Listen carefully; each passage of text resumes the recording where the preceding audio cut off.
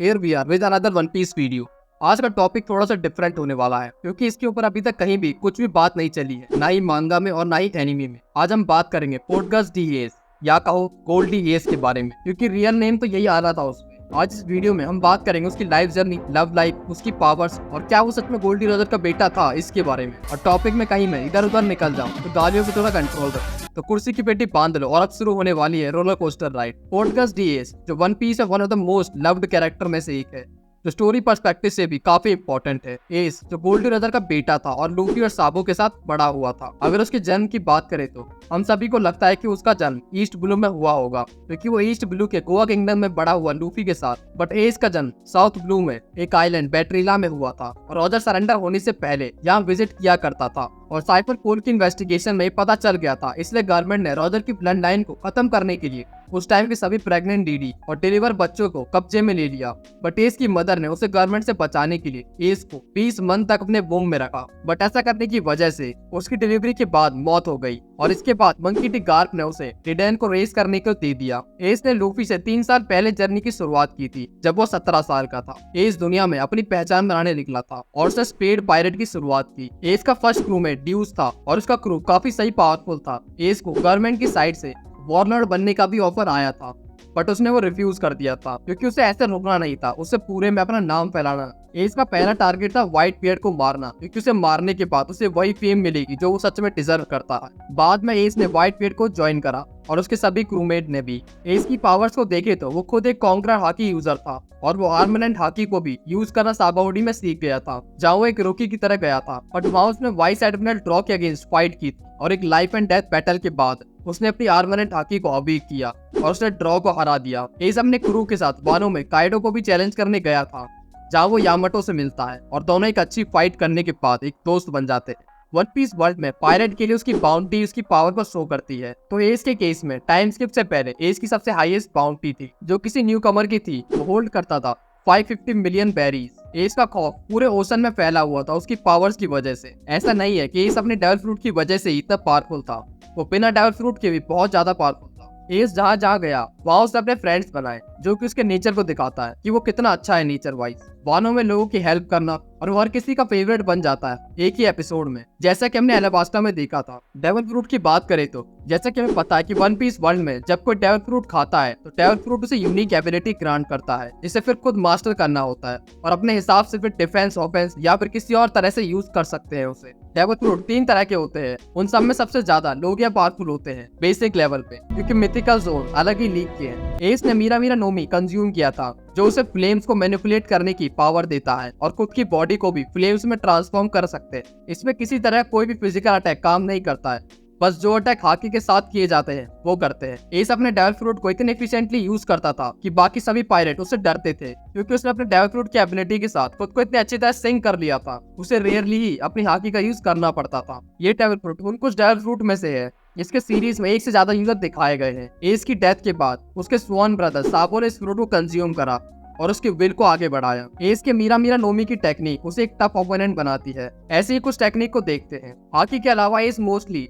Devil fruit की ability पर rely करता था फॉर कॉम्बैट। उसी में से मोस्ट पावरफुल टेक्निक थी कागेरो, जिसका मतलब होता है हीट हेज। इसमें वो अपने पाम से फायर शूट करता था, जो कि हमने एलाबास्टा में स्मोकर के अगेंस्ट देखी थी। नेक्स्ट है एंजोमो और ब्लेज नेट, जिसमें वो एक फायर का सर्कल बनाता था और किसी को भी बाहर या अंदर आने से रोक देता था, और वो इसको किसी को भी ट्रैप करने के लिए भी यूज किया करता था। और सबसे बेस्ट एस का सिग्नेचर मूव, जिसके लिए वो फेमस था, एकेन यानी कि फायर फिस्ट। ये टेक्निक एस को एबिलिटी देती है to turn his fist into flames, जिससे वो एक स्ट्रॉन्ग पंच लॉन्च करता है, जिससे वो मल्टीपल शिप्स को एक सिंगल ब्लो में उड़ा देता है। One of the most powerful technique Enkai, जिसका मतलब होता है फ्लेम कमांडमेंट, जिसमें एस अपनी बॉडी के अराउंड मैसिव फ्लेम्स को समन करता है, जिससे वो नेक्स्ट टेक्निक एनकाई को यूज कर पाता है, जिससे एस अपने ऊपर फायर पिलर जैसा अटैक यूज करता है और अगर वो मिड एयर पे हो तो डाउनवर्ड भी यूज कर पाता है। चलो बात करते हैं एस के सबसे सेक्सी अटैक के बारे में, जो कि है Dai Enkai means great flames of commandment, जिसमें वो एक मैसिव रोटेटिंग फायर को अपने पाम पे कॉन्सेंट्रेट कर एक छोटा सा सूरज बना लेता है। उसने इस टेक्निक को ब्लैक बियर्ड के अगेंस्ट यूज किया था।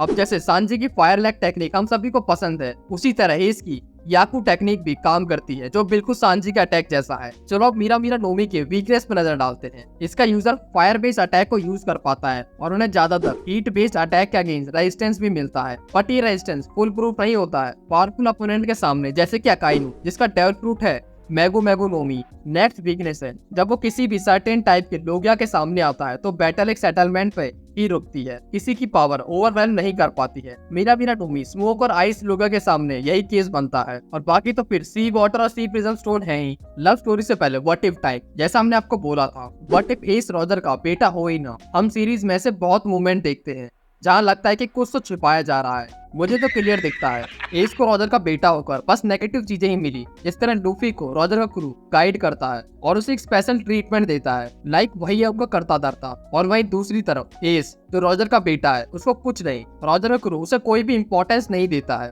अरे भाई वो तुम्हारे कैप्टन का बेटा है और तुम्हें कोई फर्क नहीं पड़ता उससे, उसके होने या ना होने से। रेली जो रॉजर का बेस्ट फ्रेंड है, उसने एस को बचाने के लिए कुछ भी नहीं करा और वो मस्त साबाओडी में बैठ के एस की डेथ को एचडी में देख रहा था। क्या एक दोस्त ऐसा ही करता है? अब ऐसा तो नहीं था कि वो वीक था या उसके पास सबऑर्डिनेट्स की कमी थी। उसके क्रू के काफी लोग अभी भी जिंदा हैं, जो एक टाइम पर सभी मोस्ट पावरफुल की लिस्ट में आते थे, जो ओशन को एक जगह से दूसरी जगह तक तैरकर पार कर सकता है और पानी के अंदर सीकिंग को मार सकता है। क्या वो मरीन पोर्ट पे जाकर एस को बचा नहीं सकता है या फिर किसी को बैकअप भी नहीं दे सकता? रेली लूफी को बार बार बचाता है और उसे ट्रेन करता है, उसके लिए मरीन तक से भिड़ जाता है और वही एस को मरने देता है। रेली साबाओडी में बहुत टाइम से था और एस साबाओडी लूफी से पहले पहुंचता है, तो इसका मतलब क्या रेली एस से मिला ही नहीं या फिर उसे एस के लिए कोई लगाव ही नहीं था? सभी को लूफी के अंदर रॉजर की विल दिखती है, बट रॉजर के बेटे यानी एस के अंदर कुछ भी नहीं। स्टोरी को सारी डायरेक्शन रॉजर क्रू दे रहा है, चाहे वो ग्रैंड नाइट में क्रोकस हो, न्यू वर्ल्ड में रेली या फिर मोस्ट प्रोबेबली आगे स्कॉपर गवान। तो फिर वो अपने कैप्टन के बेटे को क्यों ऐसे मरने देंगे, वो भी नेवी के हाथों? वो चाहते तो बचा सकते थे उसे। और अगर तुम्हें याद हो तो रॉजर खुद का बेटा पैदा करने का यही मकसद था कि वो जो नहीं कर पाया है उसका बेटा पूरा करेगा, और रेली ये खूब अच्छे से जानता है क्योंकि उसे ही रॉजर ने सब बातें की थी। लेकिन जब हम एनीमे में देखते हैं तो हमें एस का रॉजर का बेटा होने पे कहीं भी कुछ भी पॉजिटिव या अपर हैंड नहीं मिलता दिखता। यहाँ तक कि जब उसकी लाइफ डेंजर में थी कोई उसकी हेल्प करने भी नहीं आया, बस व्हाइट बियर्ड आया कि वो उसे अपने बेटे की तरह मानता था।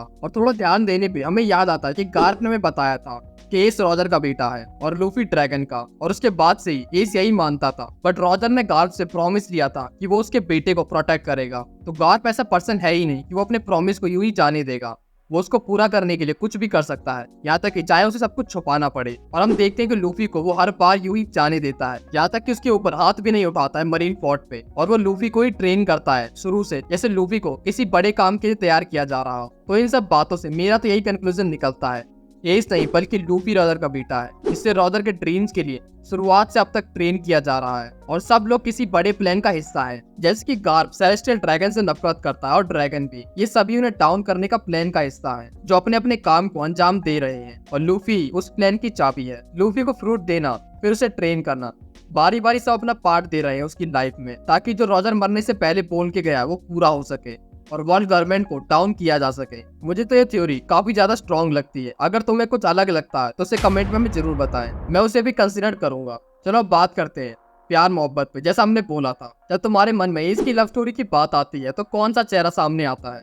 ज्यादातर सभी का आंसर होगा यामाटो। एनीमे के ये एंगल से देखना बनता है, बट ऐसा नहीं है। मांगा के अकॉर्डिंग एक दूसरी लड़की है जिसने उस पोजीशन को घेरा हुआ है, इसका नाम है इसुका। वन पीस में इसुका एस को प्यार करती है। इसुका जो एक मरीन है। अब इसुका है कौन, अच्छे से बात करते हैं इस पे। जब इसुका छोटी थी उसके विलेज में पायरेट्स ने अटैक किया था जहाँ उसके पेरेंट्स मारे गए थे, बट उसे मरीन लेफ्टिनेंट कमांडर ट्रॉ ने बचा लिया था। बट यहाँ पर इसुका को एक बर्न स्कार मिलता है अपने हाथ पे। इसके बाद उसने मरीन को ज्वाइन किया था और एक रैंक तक पहुंच गई थी, और बाद में उसका सामना होता है स्पेड पायरेट से। अब ये मत कहना कि स्पेड पायरेट्स कौन है, तुम भूल गए, जिसका एस कैप्टन था। इसुका एस की शिप पे घुस जाती है और उन पर अटैक करने लगती है, और इसी दौरान एक मरीन वॉरशिप उनको अप्रोच कर रही थी। इसुका पावरफुल थी, बट एस के सामने कौन जीत पाया कॉम्बैट में? वो इजीली उसके अटैक्स को डॉज कर रहा था और उससे मजे ले रहा था। उसी दौरान ड्यूज को एक आइडिया आता है वॉरशिप को ठिकाने लगाने का। वो वॉरशिप को रॉकी रीफ की तरफ ले जाते हैं जहाँ उसकी शिप क्रैश हो सकती थी। यहाँ पर इसुका ने ये सब सुन लिया होता है और अपने टीममेट्स को बचाने के लिए वो पानी में कूद जाती है, लेकिन एक बड़ी वेव की वजह से वो फंस जाती है जहाँ पर एस उसकी जान बचाता है। और इसके बाद वो काफी ह्यूमिलिएट फील करती है और इसके बाद वो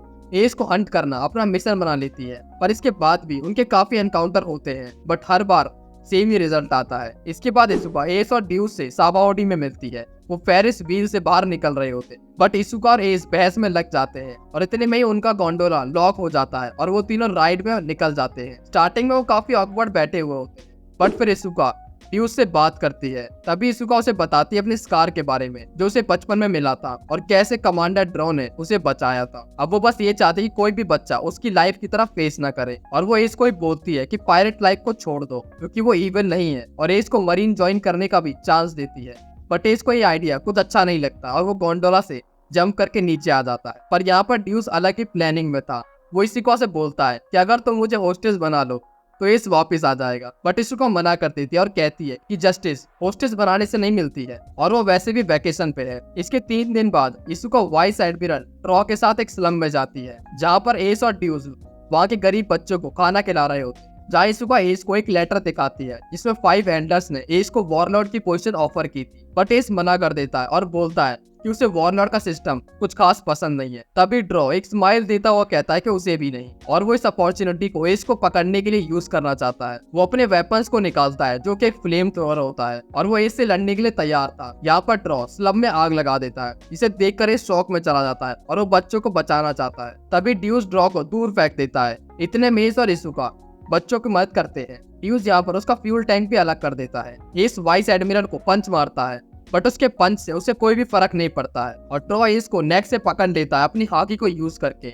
एस यहाँ पर उसके जस्टिस को क्रिटिसाइज करता है कि वो जस्टिस के नाम पर बच्चों को जलाने को भी तैयार है। ट्रॉ बताता है कि छोटा सा प्राइज है पायरेट्स को पकड़ने के लिए, और वो इसुका के बचपन के इवेंट्स को भी बताता है, जिसको सुनकर इसुका रोने लगती है। ट्रॉ अपने फ्यूल टैंक को वापस लगा लेता है। तभी एस उसे अपने फ्लेम से फोड़ देता है, जिससे वो दोनों ही इंजर्ड हो जाते हैं। यहाँ पर ड्रॉ और एस फाइट करते हैं, जिस फाइट में एस ओवर पावर कर रहा होता है। जैसा कि मैंने कहा था, एस को कॉम्बैक में हराना बहुत ही मुश्किल है। एस यहाँ पर अपनी हाथी का यूज करता है और ड्रॉ को पंचेस पे पंचेस मारता है और अंत में ड्रॉ हार जाता है। तभी ड्यूस शिप ले आता है और एस से चलने के लिए कहता है, इससे पहले कि और ऑफिसर यहाँ पर आ जाए। बट एस इसुका को ऐसी हालत में छोड़ना नहीं चाहता था और वो उससे कहता है कि तुम बाउंटी हंटर बन सकती हो और बस मेरी शिप में आ जाओ और हम यहाँ से चलते हैं। ये सुनकर इसुका मुस्कुराती हुई कहती है कि बाउंटी हंटर और पायरेट्स एक साथ काम नहीं करते। बट एस उसे कहता है शिप बोर्ड करने के लिए क्योंकि वो साबाओडी छोड़ने वाले थे। बट इसुका वहीं रहकर मरीन की तरह अपनी जर्नी को कंटिन्यू रखने का डिसाइड करती है और एस को थैंक यू कहती है। यहाँ इसुका फर्स्ट टाइम भी इसको उसके नाम से बुलाती है और यहाँ पर एस काफी सैड होता है उससे दूर जाने पे। और ये थी एस और इसुका की लव स्टोरी। ऐसी छोटी छोटी कई मीटिंग्स होती हैं जहाँ पर दोनों को इमोशन शो होते हैं। अगर हमें ये एनिमे में दिखाया होता तो बहुत ही ब्यूटीफुल इवेंट्स होते हैं ये सारे। तो इस वीडियो को यहीं पे खत्म करते हैं, और अगर तुम्हें अच्छी लगी हो तो वीडियो को लाइक जरूर करें और चैनल को सब्सक्राइब, ताकि ऐसे आगे भी यूनिक वीडियो आप देखते रहे।